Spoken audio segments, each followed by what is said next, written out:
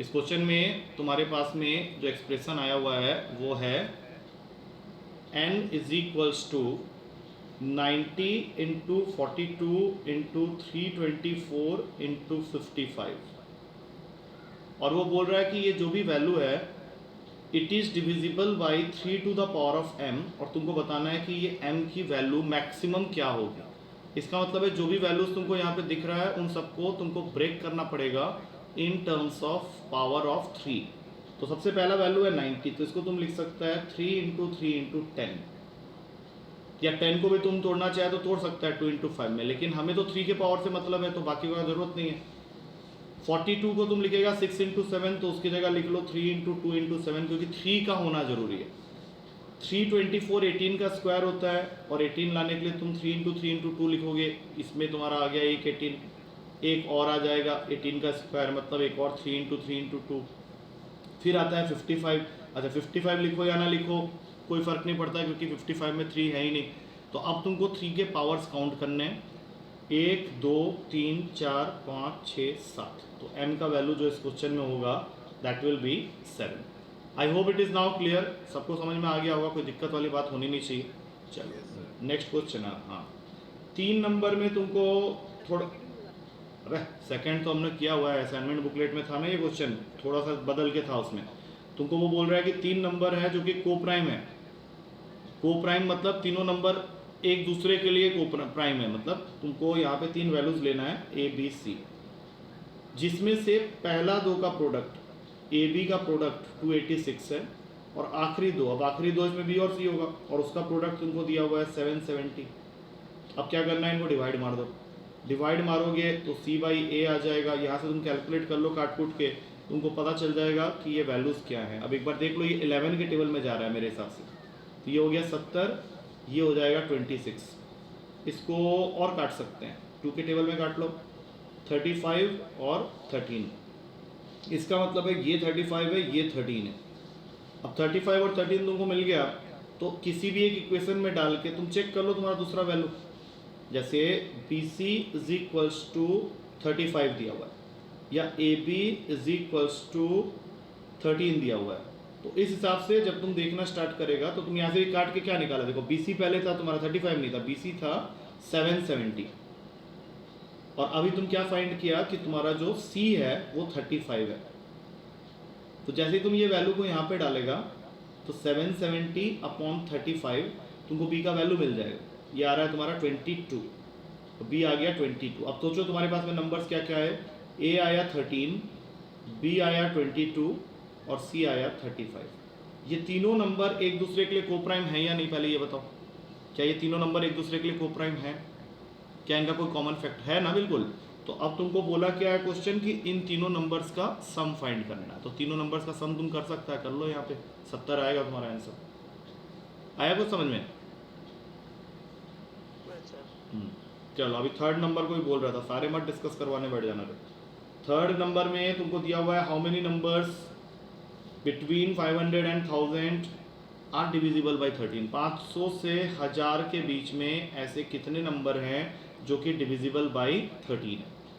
तो सबसे पहले तो तुम 13 का टेबल एक बार देखो कहाँ पे चलता है। तो 13 के टेबल में 4 में आता है 52, 52 मतलब 520, तो 520 में से 13 माइनस कर लो तो पहला नंबर तुमको मिल जाएगा 507। मतलब 507 वो पहला नंबर है जो कि 13 से डिविजिबल है 500 के बाद। अब इसमें तुम समझ गया कि 13 के गैप में नंबर आएगा, 520 अगला नंबर होगा, फिर आएगा 533। अब तुमको पीछे की तरफ आना है। 13 के टेबल में अगर हम लोग देखें तो 13 8 होता है 104। अब 104 जीरो लगा लो एक, तो वो क्या होगा 1000 से ऊपर चले जाएगा, तो तुमको उसमें से 13 माइनस करना पड़ेगा। अब तुम 13 उसमें से माइनस करो 3 बार तो तुम पहुंचोगे 1001 में। अब उसमें से एक 13 और माइनस कर लो, तो 1001 में से 13 अगर हम लोग माइनस करते हैं तो वो तुम्हारा बनता है कितना बनेगा, देखो 988। तो तुम्हारा लास्ट वैल्यू हो गया 988। तो तुमको यही तो बताना है कि ये टोटल वैल्यूज़ हैं कितने। तो इसके लिए कौन सा वाला कंसेप्ट यूज़ करें बताओ। तुमको ये पता चल गया, ये एपी का क्वेश्चन बन गया अब ये। तो यहाँ पे एक फॉर्मूला होता है L is equals to A plus N minus one into D. तो यहाँ पे लास्ट नंबर है 988, फर्स्ट नंबर है 507, तुमको n निकालना है, कॉमन डिफरेंस है 13। कर लोगे इसके आगे खुद ही, कोई आंसर ही तुमको मैच कराना हो तो मैच हो जाएगा वहाँ पे, हाँ या ना? अरे होगा नहीं होगा? अब बोलो ना, सो जाता है बीच में। हाँ बोलो नेक्स्ट। हाँ बोलो। कौन सा? आप पहले इसको खत्म कर लें, पूछो कौन सा पूछ रहा था। वो कुछ तुम डिविजिबल का बोला है, डिविजिबल का मैंने मना किया है कि वो वाले क्वेश्चंस मत करो जो तुम करने का कोशिश कर रहे हो उसको। हाँ हाँ, वो मैंने मना किया, पहले पूछा हुआ है तो लो, मैंने मना कर दिया था स्ट्रेट अवे कि ऐसा एक क्वेश्चन होता है पेपर में, उसके चक्कर में मत पढ़ना। मैंने तुम लोगों को कुछ बताना है वो थोड़ा सा अलग है उससे, उस तरह के क्वेश्चन में मत पढ़ो, उसका कोई स्पेसिफिक है। और कुछ एक और भेजा था, उसका एक्सप्लेनेशन था मेरे पास में, और वो क्वेश्चन हम लोग एक बार कर भी चुके हैं। वो क्वेश्चन एक बार पढ़ो, मैं बता दूंगा अभी क्या था वो क्वेश्चन, एक बार पढ़ो, मैं थोड़ा सा उसका फिक। हाँ नहीं नहीं नहीं नहीं, हाँ 7 की पावर 10 माइनस 5 की पावर 10 को तुमको फैक्टराइज करना पड़ेगा, वो एक फाइनली एक वैल्यू पे आएगा, फिर तुमको ऑप्शन से उसको चेक करना पड़ेगा, उसका और कोई तरीका नहीं। तो उसको तोड़ोगे कैसे, मैं बता रहा हूँ। 7 की पावर 10 माइनस 5 की पावर 10, तो उसकी ब्रेकिंग हो गई 7 की पावर 5 प्लस 5 की पावर 5, फिर 7 की पावर 5 माइनस 5 की पावर 5। तो वो वैल्यू तुमको पहले थोड़ा सा कैलकुलेट करना पड़ेगा, तभी जाके वहाँ से कुछ आंसर निकल के आएगा। ऑप्शन में से देखोगे तो थोड़ा सा आइडिया लगेगा, क्योंकि यहाँ पे ना ये सारे क्वेश्चन जो तुम पूछ रहे हो वो इस कंसेप्ट पे चले जाता है। मैंने एक बार बताया था क्लास में, ऐसे करके x की पावर n प्लस a की पावर n, अगर x प्लस ए से डिविजिबल होता है तो उसके लिए n की वैल्यू क्या होती है, तो वो तुमको वहाँ से पकड़ना पड़ेगा क्वेश्चन को। जैसे तुम अभी ब्रेक कर दिया 7 की पावर 5 प्लस 5 की पावर 5, तो ये वैल्यू हमेशा डिविजिबल होगा 7 प्लस 5 से, दैट इज 12। ऐसे करके उसको करना पड़ेगा। याद है ये वाला तरीका जो बताया था, x प्लस ए को, हाँ तो वो उसको उस तरीके से करने की कोशिश करो। और एक बीच में एक और क्वेश्चन पूछे थे, वो 13 के पावर में 5, 16 के पावर में 5, 29 के पावर में 5, उसमें भी यही वाला तरीका लगेगा, उससे वो क्वेश्चन निकलता है।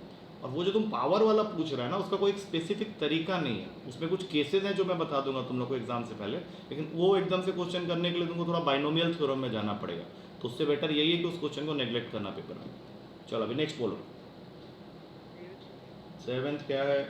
इरेशनल बताना है ना, तो इरेशनल कौन सा होता है? जिसका non terminating non repeating decimal representation होता है। तो तुमको अगर इन चारों में से देखना है तो तुम्हारा डी ऑप्शन क्लियरली विजिबल है, क्योंकि उसमें जो नंबर्स दिए हुए हैं, जो डेसिमल रिप्रेजेंटेशन हुआ पड़ा है, वो क्या है? 0.1212211 डॉट डॉट डॉट। तो इसमें कोई पैटर्न तो बन नहीं रहा है। पहले था 0.121, फिर 122, फिर 11, तो यहाँ पे जो डेसिमल रिप्रेजेंटेशन आया है वो नॉन टर्मिनेटिंग भी है और नॉन रिपीटिंग भी है। तो जो non terminating and non repeating दोनों होते हैं उन्हीं को हम लोग बोलते हैं इर्रेशनल। बाकी सब वैल्यूज़ को हम लोग थोड़ा बहुत, नॉन टर्मिनेटिंग का मतलब होता है जो ख़त्म नहीं हो रहा है, जैसे ये देखो ये कंटिन्यू होते चले जा रहा है ना।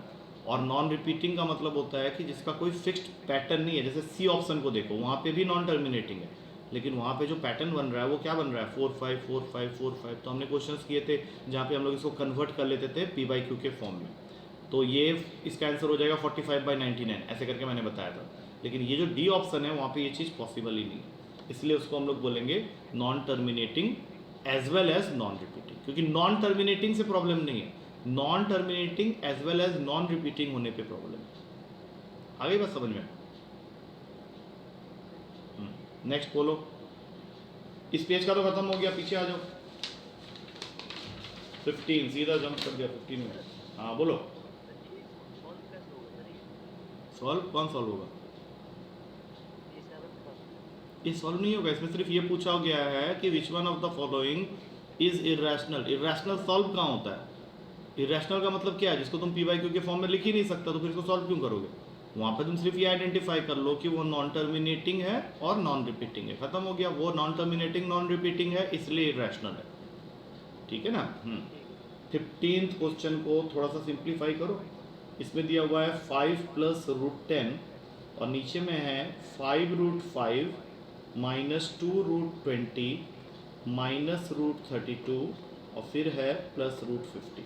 तो देखो 5 प्लस √10 को तो मैं कुछ ब्रेक नहीं कर सकता, लेकिन 5√5 को भी छोड़ दो, लेकिन √20 को मैं लिख सकता हूँ 2√5, तो ये बन जाएगा टोटल 4√5। उसी तरह से √32 को मैं लिख सकता हूँ 4√2, √50 को मैं लिख सकता हूँ 5√2, अब ये जो मैं लिख रहा हूँ ये समझ में आ रहा है? जैसे मैंने सपोज को लो कि √20 को बोला 4√5, तो ये कैसे हुआ होगा?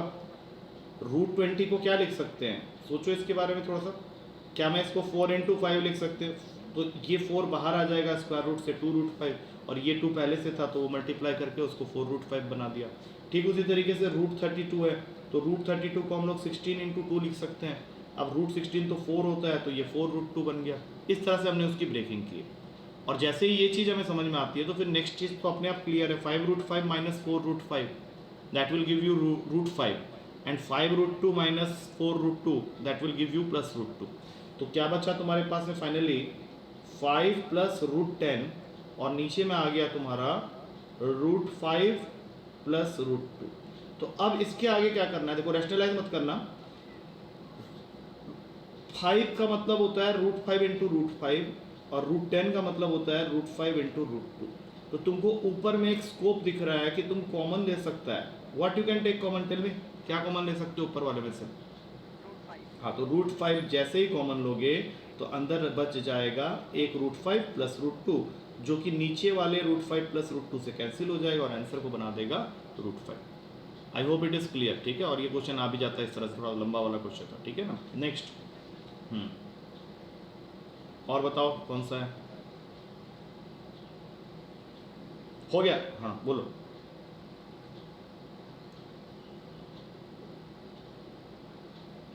और कौन सा है बोलो, नहीं सुनाई दिया मुझे। हाँ हो गया ना, डाउट खत्म हो गया ना? ठीक है। अच्छा, तुम लोग का कोर्स एक्चुअली थोड़ा सा बीच में रुक गया है, बिकॉज हम लोग ये जो पेपर करते हैं ना, तो पेपर के डिस्कशन में थोड़ा सा टाइम निकल जाता है। फिर हम लोग का थोड़ा सा कट शॉर्ट भी चल रहा है time. We have reduce the timings of the class from 1 hour to से 30-40 मिनट्स, ऐसे में ही आ गए हम लोग। और उसके पीछे रीज़न ये है कि मेरी टाइमिंग थोड़ी सी इंस्टीट्यूट में बढ़ गई है।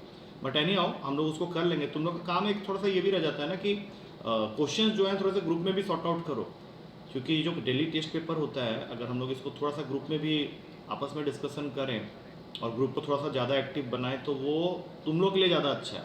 देखो एक तरीका ये है कि तुम मेरे से सारा डिस्कस करवा दोगे तो उससे कुछ फ़ायदा तो हुआ नहीं, तो उसमें तुम लोग आपस में ब्रेन स्टॉर्मिंग थोड़ा सा करो, थोड़ा सा एक्टिव बनो उस ग्रुप के अंदर में। कि यार अगर कोई क्वेश्चन पूछ रहा है, जैसे मान ले किसी बच्चे को कम नंबर आया है तो उसने कुछ डाउट्स डाले कि यार मुझे ये नहीं आ रहा है, करने के बाद भी नहीं आ रहा, तो वहाँ से एक रिस्पॉन्स जिस बच्चे ने अच्छा स्कोर किया है वो बैठ के उसको थोड़ा सॉल्व करे, समझाए, सबको लिखित में ही दे दे, उससे बहुत फ़र्क पड़ जाता है। और फिर फाइनली जो क्वेश्चन किसी से भी नहीं बना वो मैं बता दूंगा। और ठीक है, ऐसा एक कर लेना। ठीक है, अभी चलो अभी थोड़ा सा आगे बढ़ते हैं। तुम लोग का स्पीड डिस्टेंस टाइम के बहुत सारे क्वेश्चंस मैंने पिछले पेपर में डाले थे। तो स्पीड डिस्टेंस टाइम के अंदर एक चीज़ का ध्यान रखना, कंसेप्ट उतना ही है लेकिन उसमें थोड़ा सा ट्रेन्स के ऊपर में क्वेश्चन हमने कम किए हैं। हमें ट्रेन्स के क्वेश्चन थोड़े से करने हैं। अपस्ट्रीम डाउनस्ट्रीम तो हम लोग कर लेंगे, या बॉडी को ग्राउंड ग्राउंड में मूव करा रहे हो वैसे क्वेश्चन तो हो जाते हैं, बट ट्रेन्स के क्वेश्चंस के लिए थोड़ा सा स्पेसिफिकली हम लोग को काम करना है। तो आज थोड़े से क्वेश्चंस हम लोग ट्रेन्स के देख लेते हैं। अब ट्रेन्स के क्वेश्चन 2-3 तरह के होते हैं। एक क्वेश्चन वो होगा जिसमें 2 ट्रेन होंगे, दोनों ट्रेन की लेंथ दी हुई होगी, दोनों ट्रेन की स्पीड दी हुई होगी। क्वेश्चन तुमको बोलेगा कि ये दोनों ट्रेन अपोजिट डायरेक्शन में मूव कर रहे हैं, तो बताओ ये दोनों ट्रेन एक दूसरे को कितने टाइम में क्रॉस करेंगे। अब जो मैंने बात बोली वो क्या बोली कि 2 ट्रेन है, दोनों की लेंथ है अलग अलग, L1 एंड L2, और ये दोनों ट्रेन अपोजिट डायरेक्शन में मूव कर रहे हैं कुछ इस तरह से। पहले वाली ट्रेन की स्पीड है सपोज v, यहाँ पे v ले लो, इसको u ले लो, तो ये दोनों ट्रेन एक दूसरे को कितने टाइम में क्रॉस करेंगे, इसको मैं बोलूँगा ये इजी क्वेश्चन है, इसमें कुछ खास है नहीं। तुमको मालूम है कि इस केस में टाइम का फॉर्मूला लग जाएगा डिस्टेंस अपॉन स्पीड, और जहाँ डिस्टेंस की बात है तो वहाँ पे दोनों ट्रेन की लेंथ ऐड हो जाएगी, और चूंकि दोनों ट्रेन अपोजिट डायरेक्शन में मूव कर रहे हैं तो इनका जो स्पीड होगा उसका सम कर देंगे। सेम उसी तरीके से इसी क्वेश्चन में अगर वो दोनों ट्रेन की लेंथ दे देता है, दोनों ट्रेन की स्पीड दे देता है, लेकिन ट्रेन को सेम डायरेक्शन में मूव करा देता है कुछ इस तरह से। अब ये दोनों ट्रेन का जो डायरेक्शन ऑफ मूवमेंट है वो सेम है, लेंथ भले ही दोनों की अलग अलग हैं, स्पीड दोनों की अलग अलग है, लेकिन जब तुम इसमें फाइंड आउट करने जाओगे कि what is the time taken by the 2 trains to cross each other, तब इस केस में डिफरेंस ये आएगा कि ऊपर तो चलो L1 + L2 ही रहेगा, but since the train are travelling in same direction, तो यहाँ पे जो रिलेटिव स्पीड आएगा उसमें हम लोग इसको माइनस कर देंगे। और ये बातें मैंने थ्योरी में तुम लोग को बताई हुई। तो इस तरह के क्वेश्चंस को करने का कोई फायदा नहीं है। क्वेश्चंस कौन से अच्छे होते हैं, जिसमें वो तुमको कुछ इस तरह से देगा। मैं तुमको डेटा एक देता हूँ एक क्वेश्चन का, देखो तुम लोग उस तरह के क्वेश्चन के साथ कितना कंफर्टेबल हो, क्योंकि पेपर में हो सकता है तुमको एक क्वेश्चन डेफिनेटली इस तरह के पैटर्न में मिले जो मैं अब बताने जा रहा हूँ। तो उसको थोड़ा ध्यान से समझना मैं क्या कह रहा हूँ और उसको अप्लाई करना है। क्वेश्चन है, मैं थोड़ा क्वेश्चन को लिख के ही बता देता हूँ कि दो स्टेशन हैं ए एंड बी और इनके बीच का डिस्टेंस दिया हुआ है 330 किलोमीटर। अब होता क्या है कि ए स्टेशन से एक ट्रेन चलती है 6:30 AM, सुबह 6:30 एक ट्रेन चलती है टूवर्ड्स बी, और ये मूव कर रही है at the speed of 60 kilometre per hour. और एक घंटे के बाद मतलब सुबह 7:30 बजे एक ट्रेन खुलती है बी स्टेशन से ए स्टेशन की तरफ और उसकी स्पीड है 75 किलोमीटर पर आवर। अब इस क्वेश्चन में वो तुमको ये पूछने वाला है, अबे क्या हो गया, at what time will they meet each other, ये दोनों ट्रेन एक दूसरे को किस टाइम मीट करेंगे।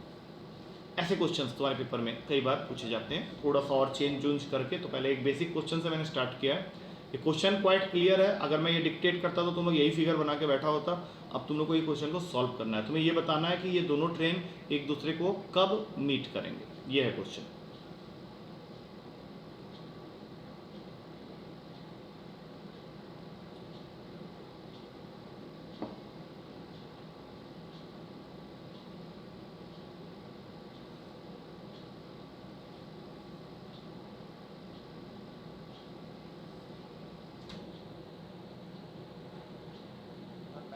पर 9:30 कैसे कर रहे हो, एक बार थोड़ा सा आइडिया देना तुम किस तरह से कर रहे हो, ताकि मैं जब बताऊं तो फिर सोचूं कि ये तरीका सही है या कुछ और बढ़िया हो सकता है। बताओ, तुमने बड़ी जल्दी आंसर दिया, इसलिए बताओ किस तरीके से किए। सर ये सर एक घंटे सर एक घंटे 7 मिनट हम्म दोनों का टाइम करेक्ट 7 मिनट दिख रहा है तो हम्म, ठीक है। और सर ये 60 किलोमीटर आगे से 70 किलोमीटर करता है हम्म, ठीक है सर ठीक है, फाइन, ठीक है, हो जाएगा, इससे ये क्वेश्चन तो हो जाएगा। हो सकता है किसी और क्वेश्चन में दिक्कत हो, इसलिए मैं क्या करूँगा, दो मेथड बताता हूँ, एक तुम्हारा वाला एक अपना वाला भी। तो ये जो तरीका है ये तरीका ठीक है, लेकिन ये कुछ क्वेश्चंस में आगे जाके प्रॉब्लम क्रिएट कर सकता है। जैसे कि उसने क्या बोला, मैं तुम लोग को एक्सप्लेन करता हूँ कि जो ट्रेन 6:30 बजे खुली है वो 1 घंटा जब चल लेगी, मतलब हो सकता है यहाँ पहुँच जाए, तब जाके जो स्टेशन बी में ट्रेन चली है वो स्टार्ट होगी। तो इस 1 घंटे में ये जो ट्रेन है ये 60 किलोमीटर चल चुका होगा, क्योंकि उसकी स्पीड है 60 किलोमीटर पर आवर। अब 7:30 बजे ए से चलने वाली ट्रेन बी की तरफ भाग रही है और बी से तो अभी जस्ट खुली ही है, तो 60 किलोमीटर ऑलरेडी अगर चल चुकी है ए वाली ट्रेन, तो बचा उनके बीच में कवर करने के लिए 270 किलोमीटर, जिसको दोनों ट्रेन मिलके कवर करेंगे कितने घंटे में, ये एक्चुअली तुम्हारा क्वेश्चन है।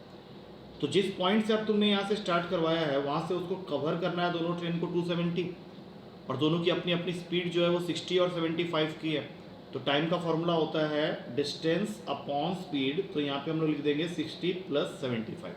तो ये आंसर आएगा 270 अपॉन 135, मतलब इस पॉइंट से 2 घंटे और लगने वाले हैं। तो 7:30 के बाद अगर 2 घंटे और लगने वाले हैं तो फिर तुम्हारा आंसर हो जाता है 9:30 बजे। अब ये हो गया पहला मेथड, जो मेरे ख्याल से तुम लोगों को समझ में आ गया होगा। आ गया है तो बताओ, फिर मैं एक मेथड और बताऊंगा। हाँ, अब इसका जो दूसरा मेथड है उसमें मैं क्या करना है, मैं फिर से एक बार फिगर ड्रॉ कर देता हूँ।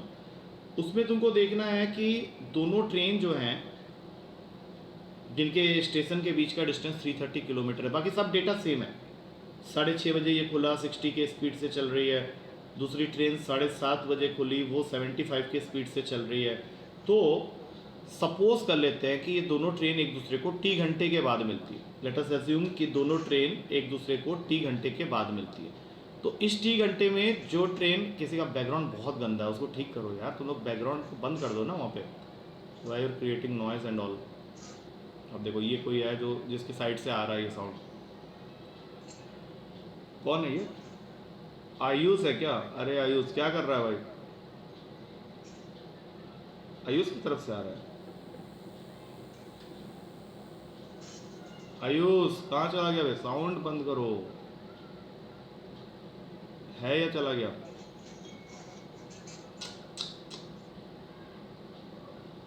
गड़बड़ कर रहा है आयुष आज, ध्यान ही नहीं है उसको वहाँ पे।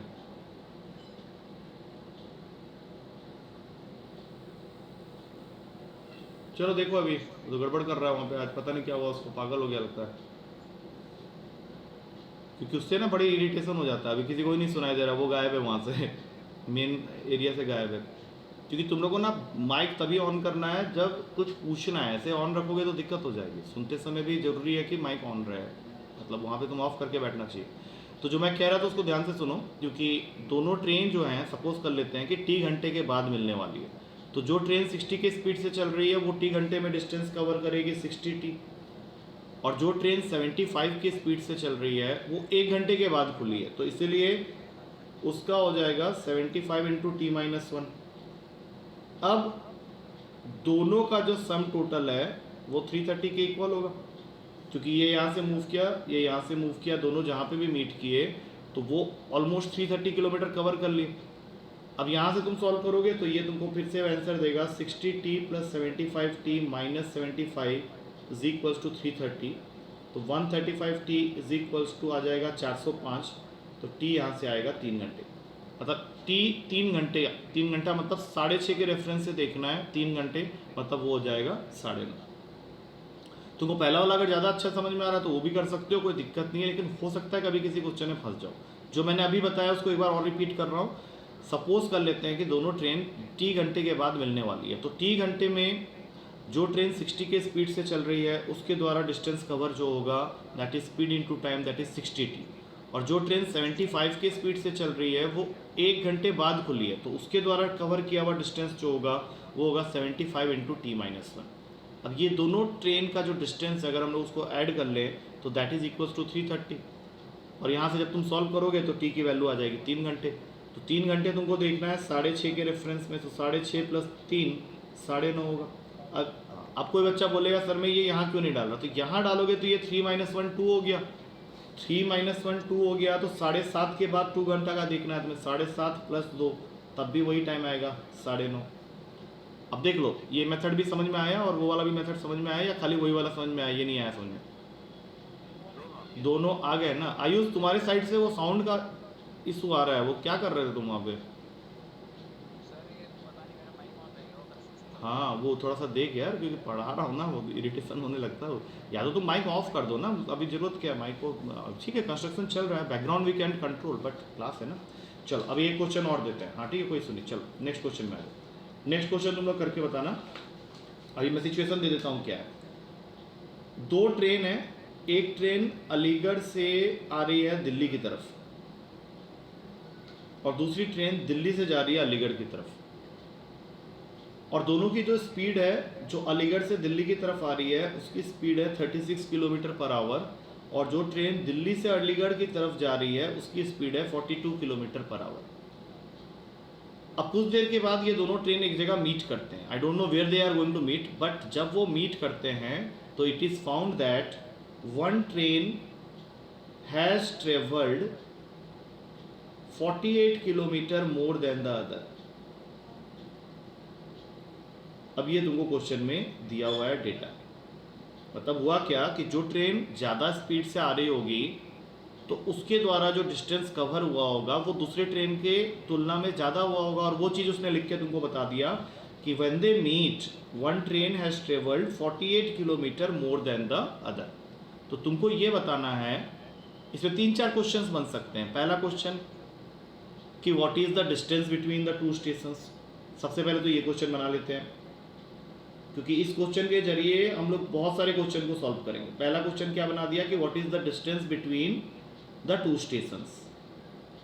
दूसरा question, after how many hours they are going to meet, after how many hours, जैसा पिछले क्वेश्चन में था, after how many hours they are going to meet.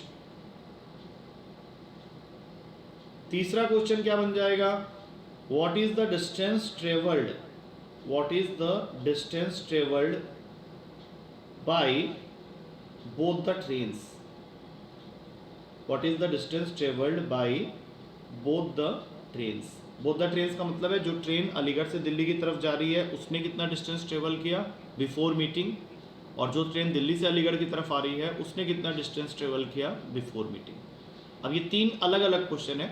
पहला question what is the distance between two stations, दूसरा after how many hours they will meet each other, तीसरा what is the distance travelled by both the trains. अब ये complete question हो गया जिसके 3 या 4 parts मैंने निकाल दिए। अब ये करो जरा।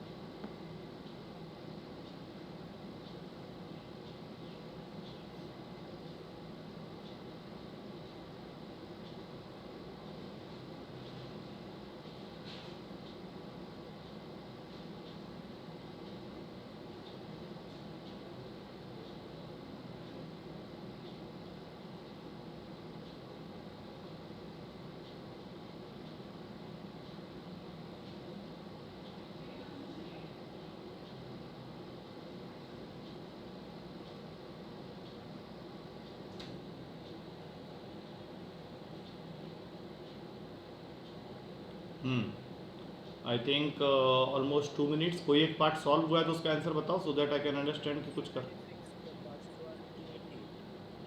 अच्छा, फर्स्ट ट्रेन ने जो दिल्ली से अलीगढ़ या अलीगढ़ से दिल्ली की तरफ कोई भी एक ट्रेन जा रही है उसने 288 कवर किया। आई थिंक अलीगढ़ से दिल्ली की तरफ जो जा रही है उसने 288 कवर किया होगा। अलीगढ़ से दिल्ली की तरफ जो जा रही है वो ट्रेन ने 288 किलोमीटर ट्रेवल किया होगा। ठीक है, fine, this answer is correct. और जो दिल्ली से अलीगढ़ की तरफ आ रही है उसने, अब मेरे ख्याल से ये मुझे बताने की जरूरत नहीं है, 48 ही तो ऐड करना है क्योंकि one train has travelled 48 kilometre more than the other, ये दिया हुआ है। तो उस हिसाब से दूसरा ट्रेन जो होगा वो मेरे ख्याल से 336 किलोमीटर करेगा। और इन दोनों का जो सम होगा that is nothing but the distance between the two stations, क्योंकि अगर ये दोनों मीट ही कर रहे हैं और एक ट्रेन 288 कवर किया है, ये वाला 288 कवर किया, ये 336 कवर किया बिफोर मीटिंग, तो वो एक तरह से इन दोनों के बीच का डिस्टेंस हो गया। लेकिन ये सब कुछ निकालने के लिए हमने किया क्या होगा, तो वो अप्रोच जो मैंने बताया था। सबसे पहली चीज़ है ये डिसाइड करते हैं कि कितने घंटे के बाद ये दोनों ट्रेन एक दूसरे को मीट करने वाले हैं। तो let us assume that they are going to meet after T hours. तो इस टी आवर्स के अंदर जो ट्रेन 36 के स्पीड से चल रही है उसने डिस्टेंस कवर किया होगा 36 T, because distance is speed into time. और जो ट्रेन दिल्ली से अलीगढ़ की तरफ जा रही है उसने इस टी आवर्स में कवर किया होगा 42 टी।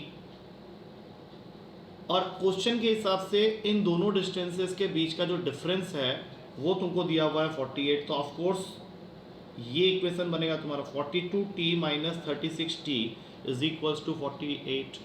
तो यहाँ से निकल के आया 6t इज इक्वल्स टू 48 और t की वैल्यू आ गई 8 आवर्स। इसका मतलब है ये दोनों ट्रेन एक दूसरे को मिलने वाली है 8 आवर्स के बाद।